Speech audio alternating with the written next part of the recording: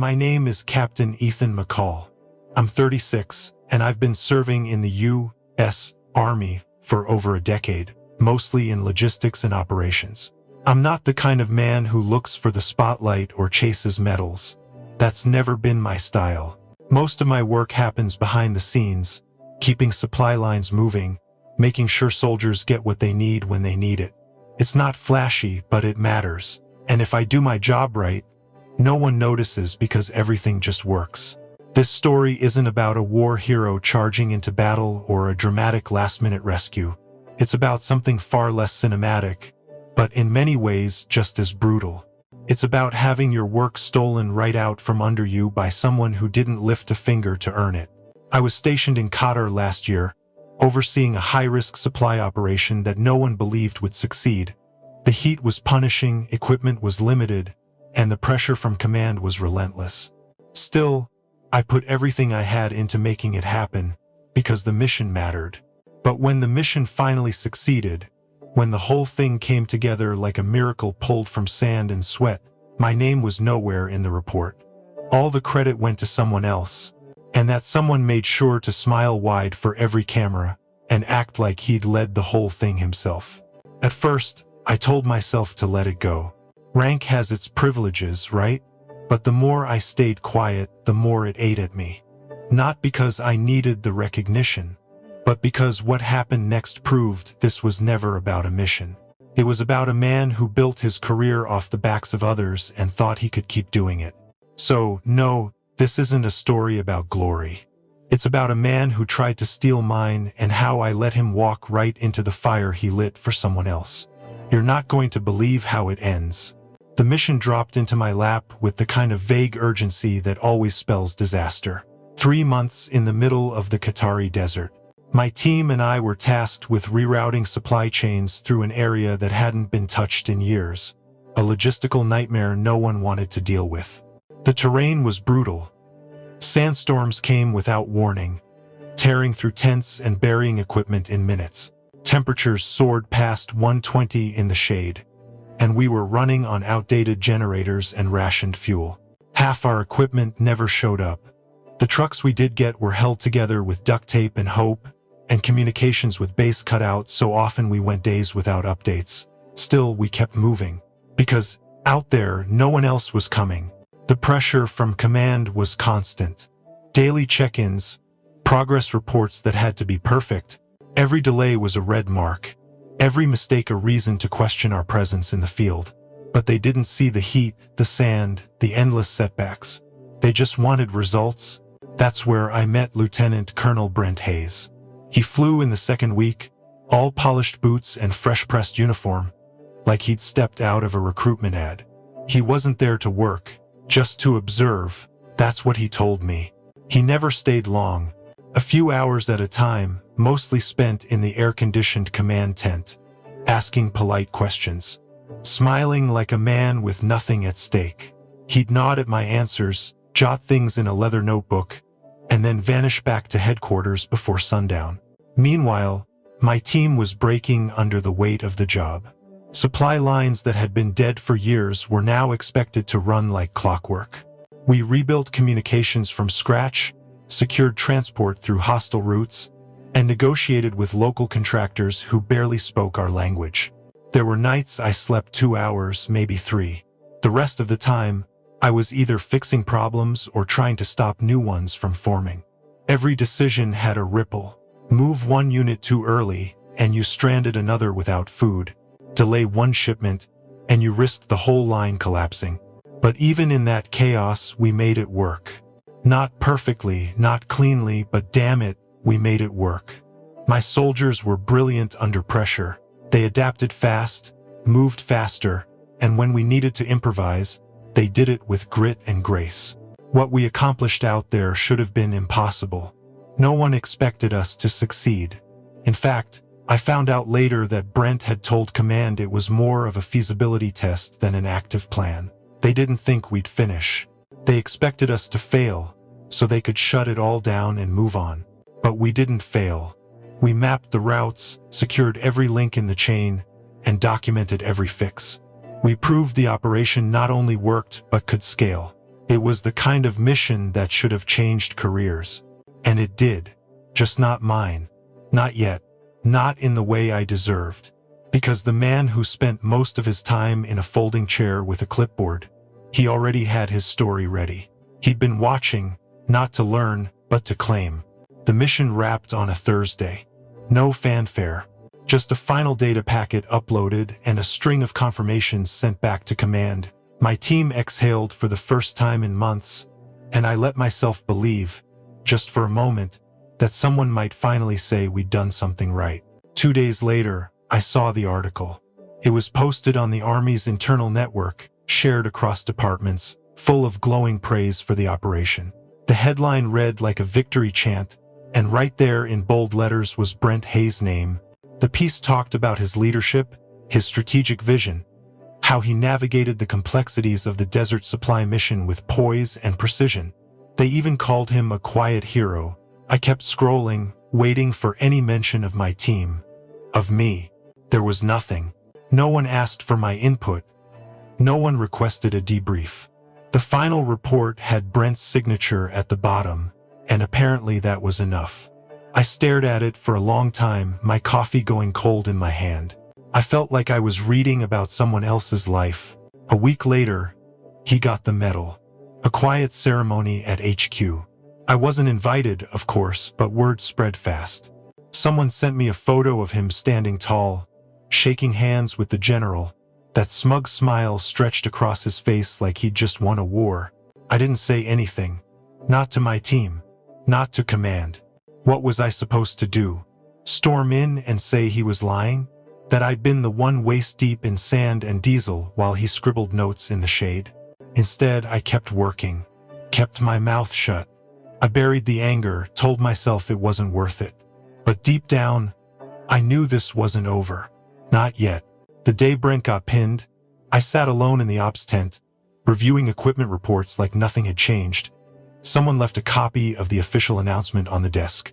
I didn't touch it, just stared at the photo Brent, smiling with the medal on his chest, like he'd earned every inch of it. Word spread fast among the team. No one said anything to my face, but I caught the glances. A few of the guys muttered under their breath.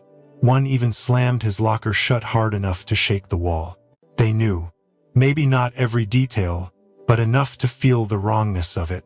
Enough to know who had been there in the trenches, who held things together when everything was falling apart. And it wasn't him. One sergeant pulled me aside and asked if I wanted to make a statement. I just shook my head. I wasn't ready for a fight I couldn't control. But the silence burned. Not just from command, but from myself. Every morning, I laced up my boots, looked in the mirror, and tried to swallow that bitter taste. It didn't go away. I wasn't angry in the way people expect. I didn't throw anything or curse him out. It was quieter than that. A kind of cold that settled in deep, waiting. Because the truth doesn't always need to shout.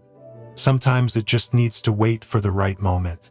And I knew mine would come. So I watched. I listened. I took notes of my own. If Brent wanted to play this game, he'd picked the wrong man to underestimate. I didn't start with accusations. That never works in places like this. You come at someone like Brent Hayes with fire, and they'll just turn it into smoke. Instead, I sent one email, just a few lines, addressed to Colonel Davis, Brent's direct superior. I kept it polite, curious even.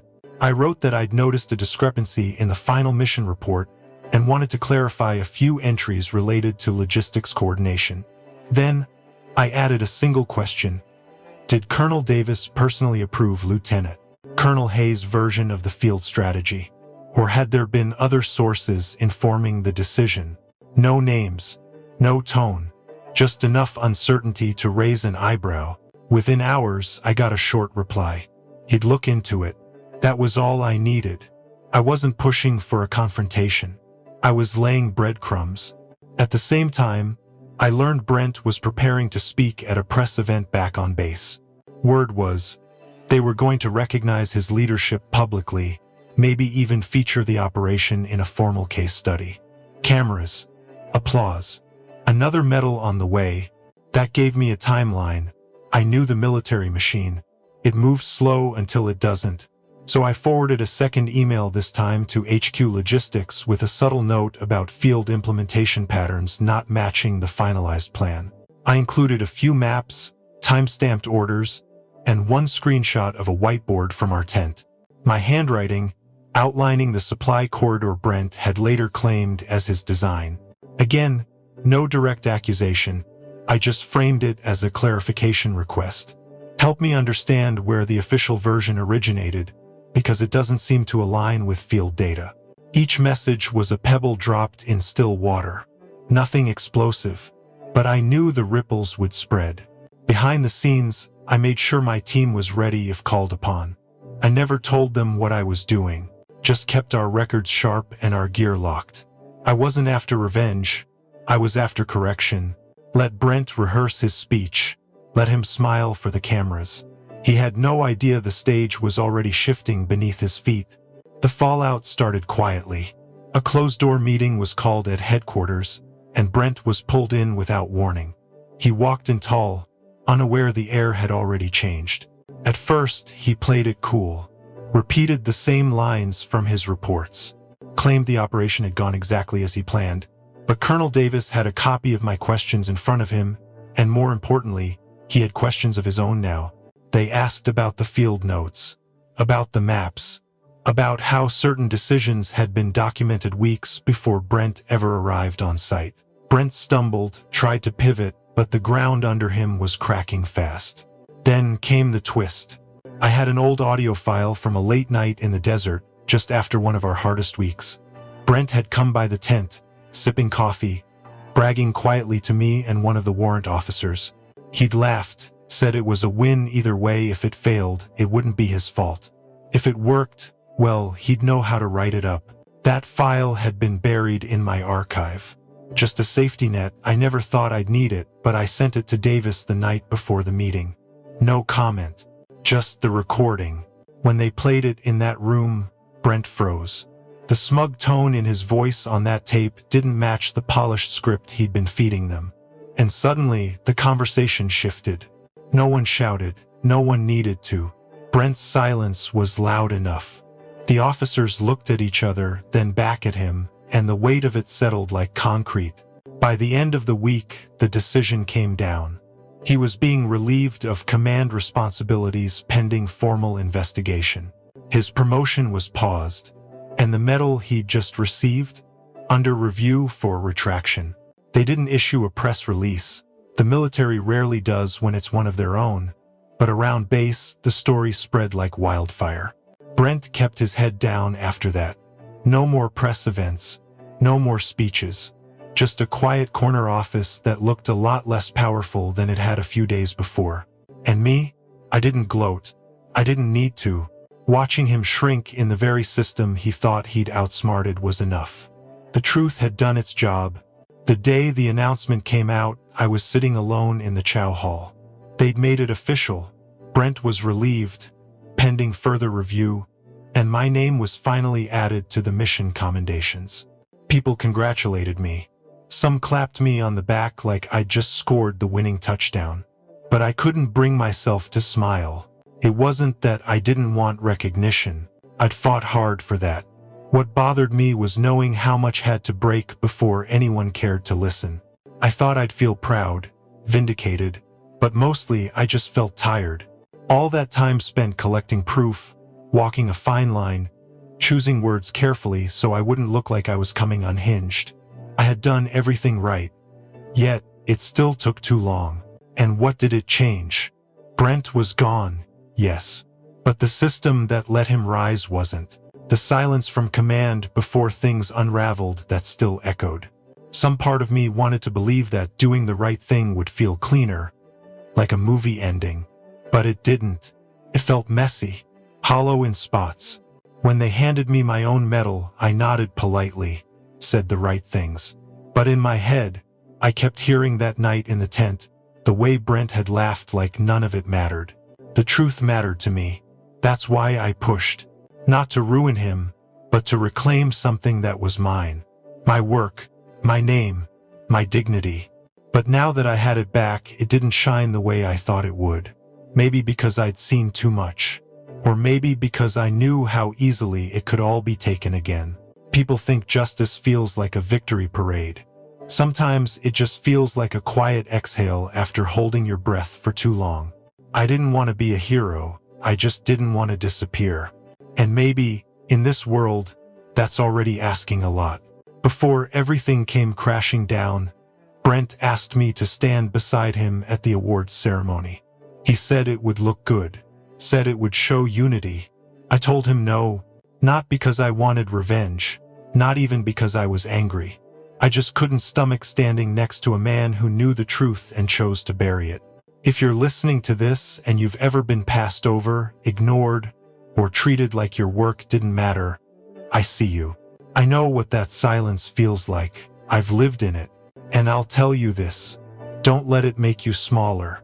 Don't waste your energy trying to be louder than the noise around you. Be sharper, be steadier. Let your work speak, because the truth, real truth, has weight. And no matter how long it takes, it always rises. People may try to take credit, twist it, silence it, but they can't erase it. I didn't win by shouting. I didn't fight back with fists. I just stood my ground and let what I built speak for itself. In the army, we're taught that rank matters, but out there in the real dirt, it's character that leads. So if you're stuck in the shadows right now, just keep building, stay ready. Eventually, the light finds you, and when it does, make sure you're standing on something solid. Let your work and your silence do what noise never could.